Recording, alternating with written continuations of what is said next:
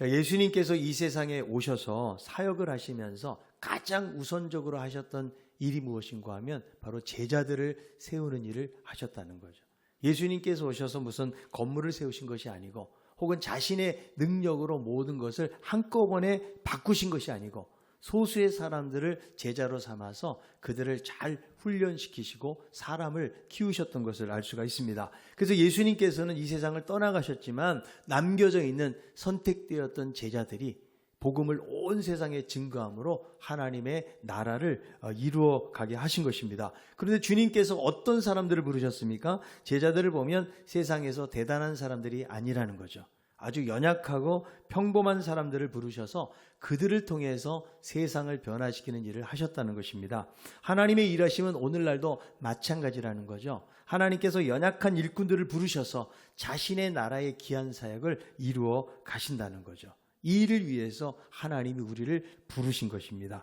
자, 옆에 있는 분에게 하나님은 당신을 그리스도의 일꾼으로 부르셨습니다. 여러분, 우리를 왜 부르셨다고요?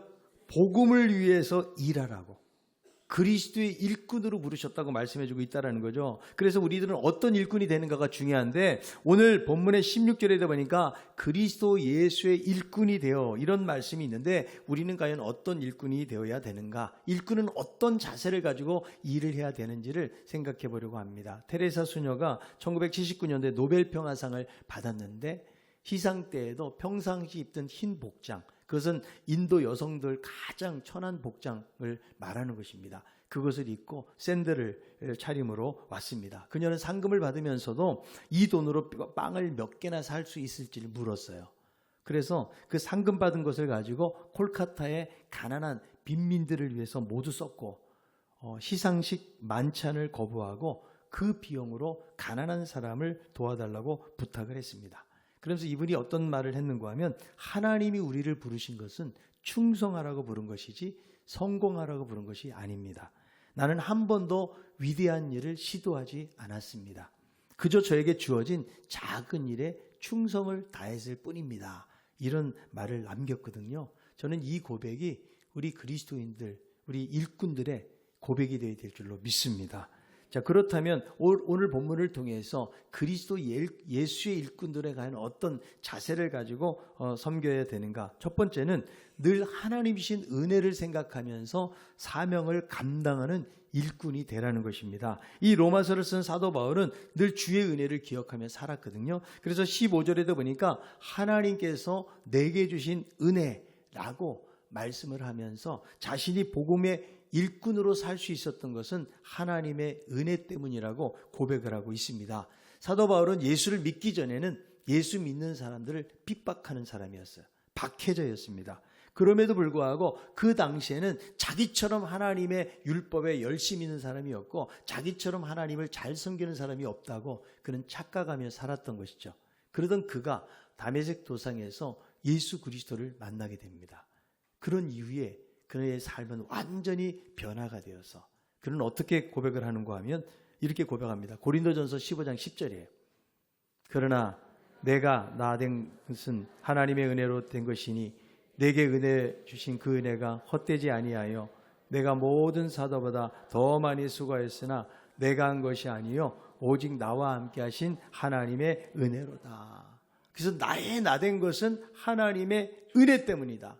내가 많은 사도들보다 더 많이 수고했지만 그러나 이 모든 것도 하나님의 은혜라고 고백을 하고 있는 거죠. 그러니까 늘 바울의 생각 속에는 하나님의 은혜가 가득 차 있는 거예요. 그래서 여러분 이 그리스도의 일꾼들의 가장 중요한 출발점은 이 모든 것이 하나님의 은혜라는 이런 생각이 너무나 중요하다는 거죠. 여러분 은혜가 없으면 불평이 생기고 말이 많아져요. 요즘은 여러분 조금만 힘들면 안 하려고 해요. 고생하려고 하는 사람들이 없다라는 거죠. 그러나 은혜를 입은 사람은 그리스도를 위해서 수고와 희생을 아끼지 아니하는 거죠. 여러분 은혜 받으면 아까운 생각이 안 들어요. 마리아가 여러분 향유를 예수님에게 붓지 않습니까? 그런데 이 향유는 정말 비싸거든요. 여러분 조금만 부어도 향수 냄새가 가득 차고 충분히 부어지는 거죠. 그런데 옥합을 깨트려 버려요. 한꺼번에 다 부어버립니다. 그러니까 주변에 있는 제자들이 뭐라고 이야기합니까? 아니 저 비싼 향유를 왜 한꺼번에 허비하느냐. 가난한 사람들에게 좀 도와주지 말하지만 예수님께서는 이 여인의 행위를 받으시고 헌신을 받으시고 칭찬하신 것을 볼 수가 있거든요.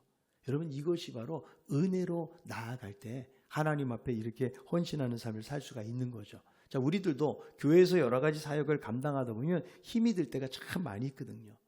내가 어떤 주의 사역을 감당한다고 해서 누가 크게 알아주는 사람이 없어요. 내가 열심히 일했다고 해서 여러분 그것으로 인해서 우리에게 충분한 보상이 되지를 않는다는 거죠. 우리가 무슨 여러분 돈을 받고 하는 것이 아니고 다 자원하는 마음을 가지고 다양한 그런 사역의 자리에서 우리가 일을 하고 있는 것입니다. 시간을 드리고 정성을 드리고 또 우리가 물질을 드리는 것. 이렇게 해야 될 이유가 무엇입니까? 바로 하나님이신 은혜가 너무나 크기 때문에 그런 거예요. 그래서 여러분 우리들은 교회에서 하나님께서 맡겨주신 그 일들을 감당할 때 항상 이런 생각을 해야 돼요. 아니 이렇게 영광스러운 일을 나에게 하나님이 맡기셨구나. 여러분 사회에서 중요한 일을 맡긴다면 아무에게나 안 맡깁니다. 정말 실력 있고 그리고 충성스럽고 믿을 만한 사람이 그것을 맡기는 거죠. 여러분 하나님이 우리를 충성되게 여기셨다고 그랬는데 우리가 대단해서 이런 사역을 맡기신 것이 아니고 하나님이 우리를 사랑하시기 때문에 우리를 충성되게 여기셔서 맡기신 줄로 믿습니다. 그런데 우리는 여러분 교회에서 어떤 사역을 맡잖아요. 이것을 그냥 너무 대충 생각하고 쉽게 생각할 때가 참 많이 있다는 거예요. 세상을 창조하시고 다스리신 하나님께서 우리에게 부탁하신 거예요. 그러므로 여러분 어떤 내가 뭐 앞장서서 대단하게 큰 일을 하지 아니한다고 할지라도 하나님의 나라를 위해서 하는 사역이라고 그러면 항상 감사의 마음으로 하시고 이왕 여러분 하나님의 위해서 할 것이라고 그러면 그냥 벼랑 끝에 몰려가지고 간신히 하지 마시고 무언가 좀 적극적으로 내가 부족하고 연약하지만 한번 해보겠습니다. 이런 여러분들이 될 수 있기를 바랍니다. 주님에게 부탁하신 일 천사도 흠모하겠네 그랬거든요. 그러니까 우리가 하나님의 나라를 위해서 하는 모든 사역들은 너무나 귀한 거예요. 이렇게 여러분 설교자만 귀한 것이 아니고 봉사하고 관리하고 차량을 또 관리하고 이런 모든 일들 어떻게 보면 별 볼 일 없는 것 같이 보이는 그런 일들조차도 정말 하나님의 나라를 위해서는 영광스러운 일이라는 사실을 기억하는 우리들 모두가 다 되기를 바랍니다. 우리 찬양대원들도 여기 좀 노래를 좀 잘해가지고 여기에 이분들이 앉아있는 것이 아니에요. 이분들은 천국에 앞으로 벌어질 성대한 그 잔치를 준비하는 오페라 가수들이에요. 그렇게 믿습니까? 물론 이분 중에서 약간 음을 초월하는 분들이 계실지도 몰라요. 그러나 그런 마음을 가지고 준비하는 거죠. 자, 옆에 있는 분에게 말해보세요. 당신은 천국의 오페라 가수들입니다. 여러분 오페라 가수가 여러분 대충 연습해가지고 나와서 부르는 거 보셨어요? 한 곡 한 곡을 부를 때마다 정말 피눈물 나게 연습을 할 때에 많은 사람들을 감동시킬 수가 있는 것이죠. 내가 노래를 조금 잘해서 이 자리에 있는 것이 아니에요. 하나님이 귀중한 이 찬양대 사역을 감당하라고 여러분을 부르신 것이고 또 우리들 모두가 지금 가운은 안 입고 있지만 다 하나님을 찬양하는 찬양대예요. 아멘. 다 오페라 가수들인 줄로 믿습니다. 여러분 교회에서 교사한다고 누가 알아줍니까? 그런데 이 교사들은 제자들을 키우고 다음 세대를 키워가는 그리스도 대학의 교수님들인 걸 아셔야 돼요. 우리는 교수님 그러면 존경하고 교사, 선생님, 특히 주일학교 선생님 그러면 별 볼 일 없이 생각하는 경우가 많이 있는데 하나님의 나라에서 볼 때는 얼마나 큰 일인지 몰라요. 여러분 목자들, 예수님이 목자시잖아요.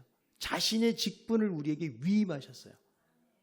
양떼들을 잘 돌보고 섬기라고 그런 직분을 주신 거예요. 그러니까 여러분 목자들은 예수님과 직업이 같은 사람들이에요. 그러니까 얼마나 우리가 소중하게 여기면서 이 일을 감당해야 되는지 모르는 것입니다. 그래서 우리가 사역을 하면서 하찮게 여기거나 힘들어하는 이유가 있다면 바로 그리스도의 은혜를 기억하지 못하기 때문에 그런 거예요. 하나님의 은혜를 생각하잖아요. 그러면 하나님 맡기신 일들이 크게 어려운 일들이 아니라는 거예요. 주님은 우리를 구원하시기 위해서 십자가에서 모진 고통을 다 받으시고 우리를 위해서 생명을 대신하셨는데 우리는 내가 가지고 있는 약간의 물질 드리는 것도 인색하고 하나님의 나라를 위해서 충성하는데 얼마나 인색하는지 몰라요. 저는 이렇게 부름받아서 목사로 일하면서 야, 내가 정말 열심히 했구나, 충성스럽구나, 저는 이런 생각을 해본 적이 없어요. 왜냐하면 주님의 은혜와 사랑이 너무나 크기 때문에. 내가 아무리 열심히 하고 헌신을 한다고 할지라도 그것이 주님이 나에게 베푸신 사랑에 비교를 해보면 아무것도 아니라는 사실을 항상 생각하는 거예요. 그래서 늘 하나님 앞에 어떻게 나아가겠어요? 하나님, 제가 참 부족합니다. 더 충성하고 더 믿음으로 살아야 되는데 이렇게 살지 못했습니다. 이렇게 고백하면서 나아갈 때가 참으로 많이 있다라는 것이죠. 여러분, 우리가 은혜로 구원받고 하나님이 은혜로 우리에게 직분과 사명을 맡기셨다는 사실을 여러분 잊지 않기를 바랍니다. 여러분, 모세는요 120살까지 살았잖아요. 저도 여러분들이 한 120살까지 사시기를 바랍니다. 아멘 하는 사람은 120까지 살고 안 하는 사람 119살까지 살지도 몰라요. 여러분, 이 모세는요 왕궁에서 왕자로 40년을 살아요. 그리고 광야에서 40년, 그리고 하나님께 부름받은 지도자로 40년을 살아가지고 120년을 사는 거예요. 왕궁에서 40년 살 때는 어떤 생각이 있겠어요? 자기가 대단한 인물인 줄 알고 살았을 거예요. 그런데 광야에서 양을 키우고 여러분 목자로서 똥 치우고 이렇게 살 때는 어떻게 생각했겠어요? 정말 내가 별 볼 일 없는 사람이구나, 내가 얼마나 하찮은 인간인가, 이것을 생각하며 살았을지 몰라요. 그런데 80세 때 부름받았을 때는 어떤 생각을 했겠어요? 이렇게 아무것도 아닌 자를 하나님이 부르셔서 이렇게 큰 일을 맡기셨구나. 여러분, 이런 생각으로 모세가 사명을 감당하지 않았을까요? 맞습니다. 우리들도 연약해요. 부족해요. 아무것도 아닌 자이지만 하나님께서 우리를 부르신 거예요. 여러분, 우리가 내 스스로가 능력이 뛰어나고 대단하다고 생각하면 여러분, 우리는 착각하고 있는 거예요. 그래서 하나님이 우리를 부르실 때는 항상 어떤 사람을 부르냐? 뭔가 하자가 있는 사람, 뭔가 부족한 사람. 여러분, 예수님의 제자들 보면 다 대단한 거 가지고 다 평범한 사람들, 그중에서 제일 똑똑한 사람이 가룟 유다예요. 나머지는 다 그럭저럭 이런 사람들이에요. 근데 하나님이 그들을 사용하시잖아요. 그래서 우리들도 보니까 다 부족하고 연약해. 저도 부족하고 연약하니까 이 자리에 있는 거예요. 그런데 하나님이 쓰신다는 사실 때문에 감사하지 않을 수가 없는 거예요. 저희 아들이 10대 때 저에게 갑자기 질문해요. 아빠는 연예인이 좋아 아니면 목사가 좋아? 딱 물어보더라고요. 상당히 중요한 질문이었어요. 저희 전곡을 찌르는. 그래서 제가 막 여러 가지로 말을 했습니다. 야, 연예인들이 꼭 얼굴이 꼭 잘생겨야 되는 건 아니다. 아빠도 충분히 영화배우 할 수 있다. 뭐 인정할런지는 모르겠지만 그렇게 말했어요. 그리고 야, 연예인들만 TV 나오는지 아냐? 우리 교회 유아실 가봐라. 거기 아빠도 TV에 나온다. 막 이렇게 버텼거든요. 그런데 여러분, 세상적인 눈으로 볼 때는 어떻게 연예인하고 비교할 수가 있겠어요? 그런데 그 화려한 연예인들, 인기도 많고 돈도 많은데 별로 행복해 보이지 않아요. 그 인기를 먹고 사는 사람들이기 때문에 자신의 인기가 떨어지면 악플이 달리고, 그 여러분 인터넷 때문에 자살하는 연예인들도 많지 않습니까?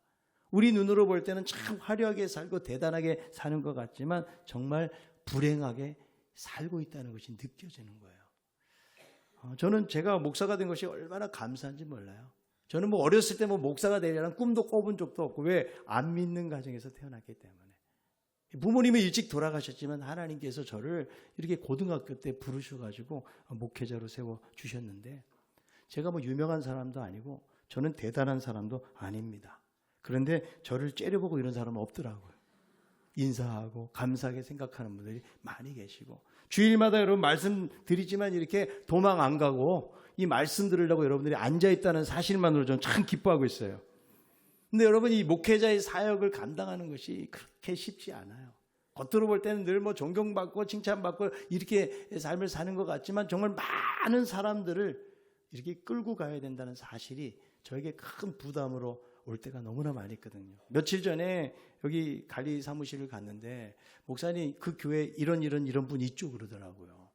그래서 자꾸 들어보니까 이분이 뭔가를 잘해가지고 저한테 말하는 것이 아니에요. 어떻게 교회 다니는 사람이 그럴 수 있느냐는 거예요. 명단에 보니까 그분이 있더라고요. 저는 없기를 바랬는데 제가 너무 부끄러웠어요. 야, 그러니까 이렇게 들리는 거죠. 당신이 어떻게 목사인데 가르쳤길래 그렇게 동네에서도 소문도 안 좋고 그렇게 사냐. 이런 말이나 다름이 없었던 거죠. 여러분들이 여러분 바깥에 나 절대 싸우지 마시기 바랍니다. 욕하지 마세요. 아멘. 여기는 다 욕도 안 할 것 같고 그러지만 막상 나가서 그러는가 봐요. 그러니까 여러분 교회 욕먹고 하나님 욕먹고 목사 욕먹이게 되어진다는 거죠. 그래서 이 많은 사람들을 이렇게 한 마음으로 끌고 간다는 거, 이거 주님이 돕지 않으시면 할 수가 없고 사명감이 없이는 할 수가 없다. 제가 여러분 돈을 벌기 위해서 목사를 하겠습니까? 제가 세상의 어떤 명예를 위해서 이 목사를 했겠어요? 하나님이 나에게 주신 은혜가 너무 크기 때문에 저는 그런 마음으로 이 목회자의 사명을 감당하고 있는 거죠. 제가 만약에 부유하고 편안한 환경에서 자랐다면 아마 지금 예수 안 믿었을 것 같아요. 세상에서 폼 잡고 살았을 거예요. 우리 여러분 바자회 할 때 제가 나비 넥타이 하잖아요. 그랬더니 그러더라고요. 강남 물 좋은 곳에서 온 것 같다고. 그렇게 이야기하는 분들이 계시더라고요. 그런데 여러분 연약하고 부족하니까 하나님께서 저를 부르시고 지금도 어디 도망 안 가고 사역을 하고 있는 거예요. 그러니까 하나님이 저같이 부족한 사람들 쓰시는 것이 하나님의 은혜인 줄로 믿습니다. 여러분 부족해야 하나님이 베푸신 은혜를 찬양하게 되는 거예요. 내가 똑똑하고 잘났다고 착각하고 있어 보세요. 그러면 하나님이 아무리 은혜를 주시고 베풀으셔도 그 은혜를 잊고 살아갈 수밖에 없다라는 거죠. 그러므로 여러분 우리들은 하나님이 우리에게 맡겨진 일들이 자꾸 보잘것없는 일 같아도 하나님이 사용하시는 거기 때문에 이것이 얼마나 감사한가. 여러분 우리 인생의 가장 큰 축복이 무엇일까요? 세상에서 여러분 돈 잘 벌고 명예를 얻고 인기 있고 어떤 권력을 얻는 것이 세상의 가장 큰 축복이 아니고 하나님께서 이 영광스러운 하나님의 나라를 위해서 지금도 나를 버리지 아니하시고 사용하신다. 여러분 이것이 정말 놀라운 축복이고 은혜라는 것을 기억할 수 있기를 바랍니다. 에베소 3장 7절을 이렇게 말씀합니다. 이 복음을 위하여 그의 능력이 역사하시는 대로 내게 주신 하나님의 은혜의 선물을 따라 내가 일꾼이 되었노라. 사도 바울은 하나님의 은혜의 선물이라고 이야기해요. 여러분들에게 일꾼이 된 것은 하나님의 은혜의 선물이에요. 여러분 이 선물을 여러분 주신 은혜를 기억하면서 사명을 잘 감당할 수 있는 우리 모든 성도들이 될 수 있기를 주의 이름으로 축원합니다. 두 번째로는 복음의 제사장으로 살아가라는 거죠. 사도 바울은 자신이 하나님의 은혜로 일꾼이 되었다라고 말씀해 주고 있는데 무엇을 위해서 부름받았는지를 다시 한번 오늘 말씀을 통해서 상기시키고 있습니다. 자, 로마서 15장 16절에 있는 말씀을 한번 읽어봅니다.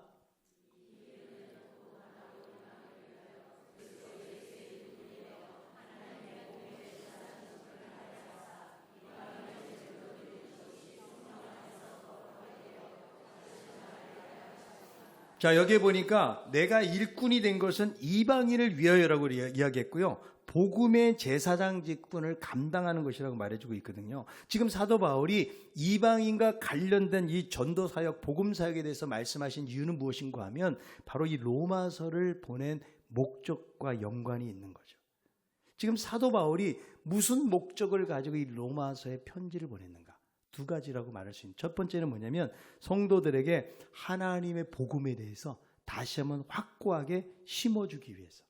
그래서 15절에 보니까 너희로 다시 생각나게 하려고 이것을 썼다라고 이야기하죠. 그러니까 여러분 복음이라는 것은 안 믿는 세상 사람들에게만 필요한 것이 아니라는 거예요. 이미 예수 믿고 있는 로마 교인들, 이미 신앙생활을 오래 했던 그분들에게도 이 복음이 필요하다는 거예요.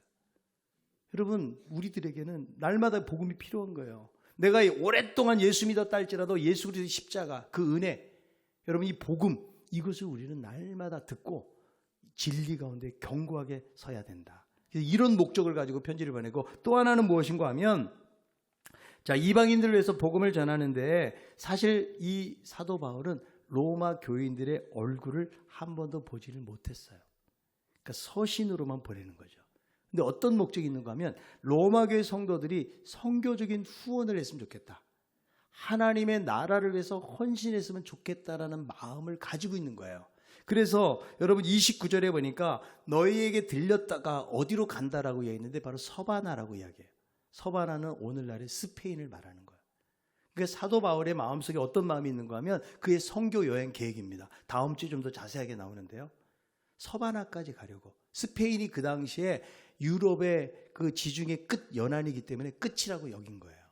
그러니까 거기까지 가기 위해서 너희에게 들린다는 거니까 여기에 대해서 로마 성도들이 관심을 가지고 기도하고 성교적인 후원을 했으면 좋겠다라는 그런 마음을 가지고 이런 편지를 보내고 있는 것이죠. 여러분, 사도 바울은요, 늘 이방인들에 대해서 빚진 자의 마음을 가지고 있었어요. 그래서 사도 바울은 오늘 이 말씀 속에서 뭐라고 말씀하는구나, 복음의 제사장 직무를 맡게 되었다. 여기서 예수의 일꾼이라는 말은요, 바로 제사장직을 의미하는 단어를 사용하고 있다는 거예요. 그러니까 그리스도의 일꾼은 무엇이 되는 거냐? 복음의 제사장이 되는 거라고 이야기하죠. 자, 이 제사장의 역할이 무엇입니까? 하나님 앞에 제물을 드리는 거예요. 무슨 제물을 드려요? 이방인들에게 복음을 전해가지고 그들을 하나님 앞으로 인도하는 것을 제물을 드리는 것으로 표현하는 거예요. 그래서 이방인들이 복음을 받게 되면 성령으로 거룩하게 되고 하나님이 받으시는 제물이 된다. 사도 바울은 자기가 누구라고요? 복음의 제사장이라는 거예요. 여러분, 우리들도 하나님께서 복음의 제사장으로 삼으신 거예요. 자, 그렇다면 우리가 복음의 제사장으로 하나님 앞에 나아갈 때에 무엇을 준비해야 됩니까? 제물을 준비해야 되는데 어떤 제물을 준비해야 되는가요? 이방인이라는 제물을 준비해야 되는 거예요. 그들에게 복음을 전해가지고 그들로 하여금 예수 믿게 만드는 제물을 가지고 있어야 복음의 제사장이 된다는 거예요. 자, 여러분, 우리들은 예수 믿은 지 아주 오래된 분들도 많이 계세요. 모태신앙, 신앙생활 수십 년 했어요.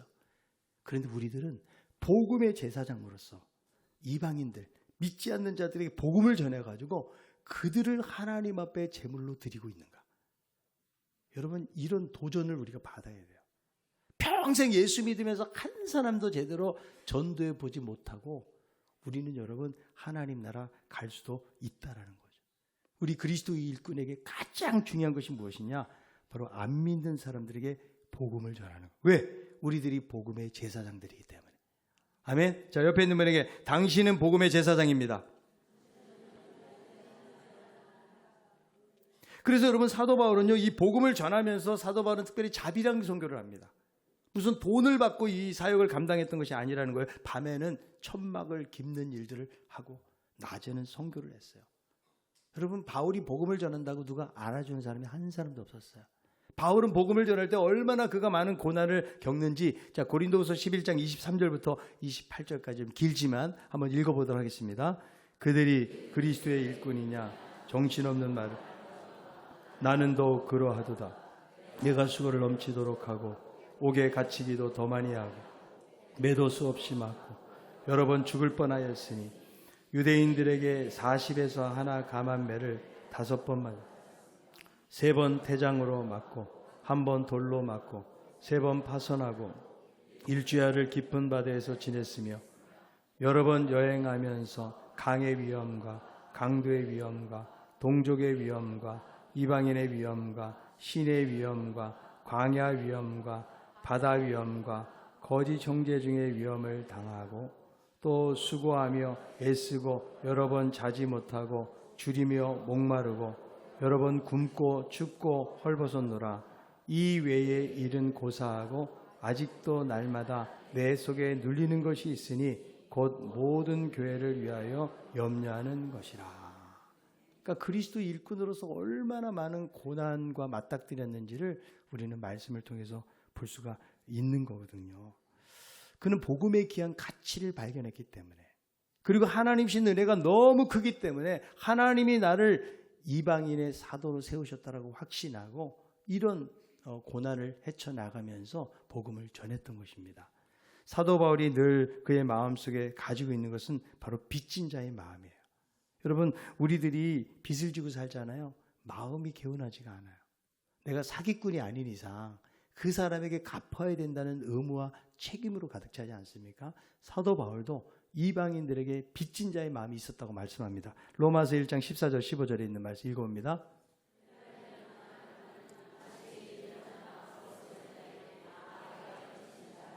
그러므로 나는 할 수 있는 대로 로마에 있는 너희에게도 복음 전하기를 원하노라. 자, 여기에 보니까 사도 바울이 누구에게 빚졌다고 말하죠?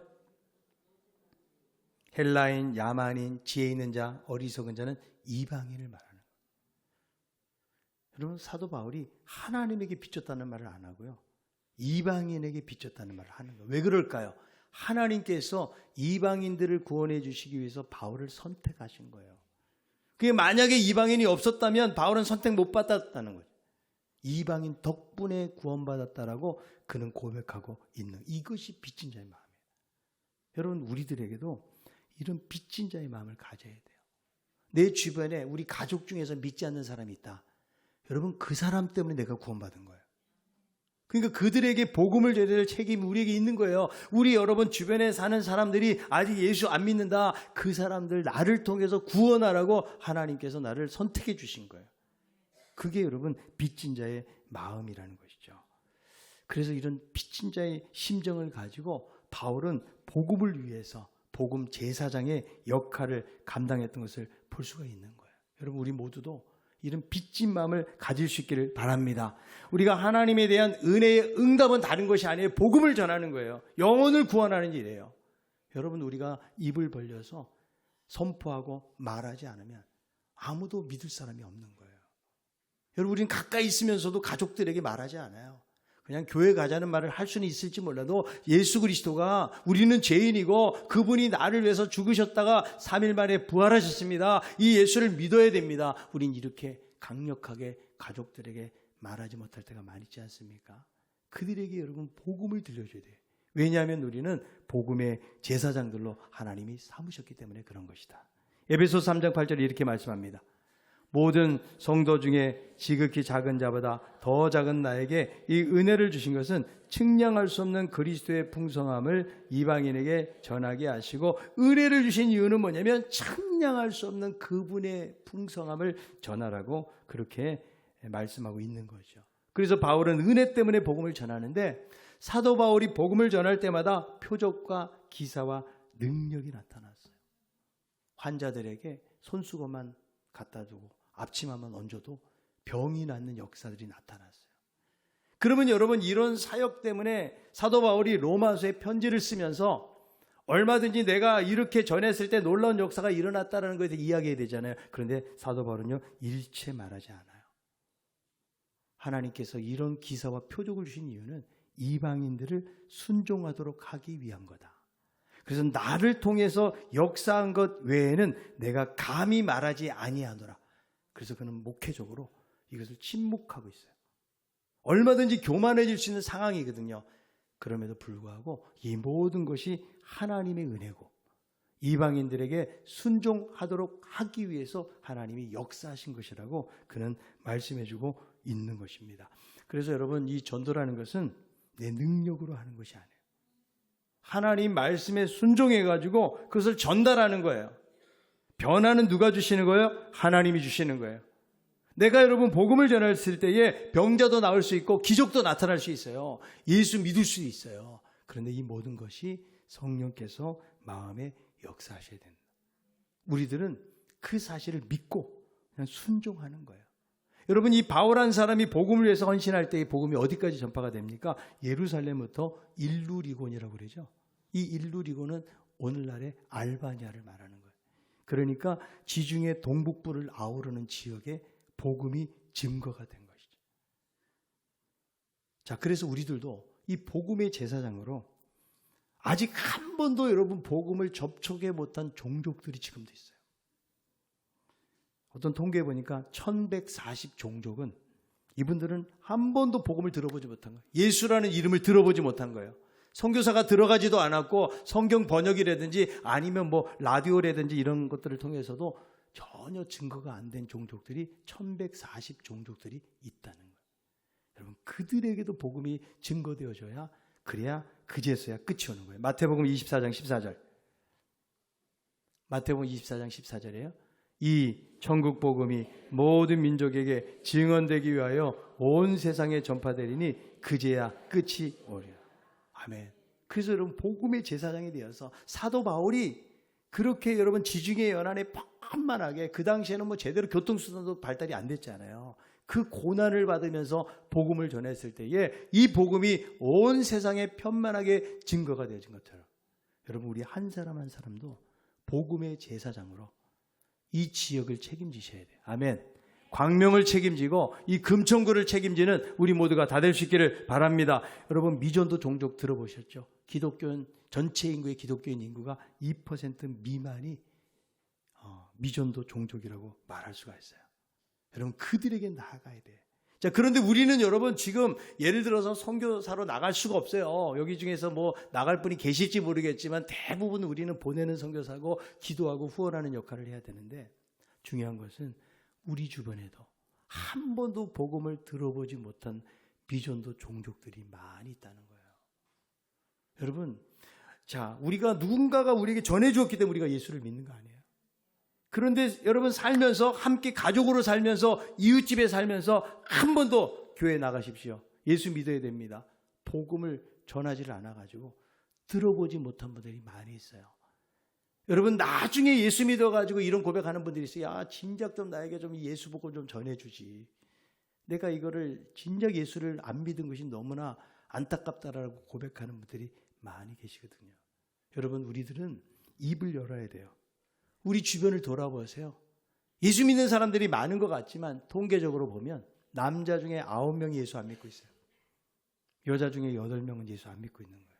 대부분의 많은 사람들이 예수를 안 믿고 있는데 하나님이 우리 한 사람 한 사람에게 복음의 제사장의 역할을 맡기신 거예요. 이것이 여러분 교육자들에게만 맡긴 게 아니에요. 여러분 한 사람 한 사람. 그리스도의 십자가의 사랑과 은혜를 경험한 우리 모두에게 이 놀라운 사랑을, 이 풍성한 사랑을 이웃들에게, 안 믿는 사람들에게, 가족들에게, 형제들에게 증거하라고 하나님께서 우리에게 그런 은혜를 주신 것입니다. 여러분, 우리는 은혜로 일하는 사람들이고, 그리고 무엇보다도 복음의 제사장이 되었다는 사실을 기억하십시오. 그래서 복음의 제사장으로서 믿지 않는 사람들에게 날마다 복음을 증거하고 살아갈 수 있는 우리 모두가 다 될 수 있기를 바랍니다. 여러분, 침묵하면 안 돼요. 입을 열어야 돼요.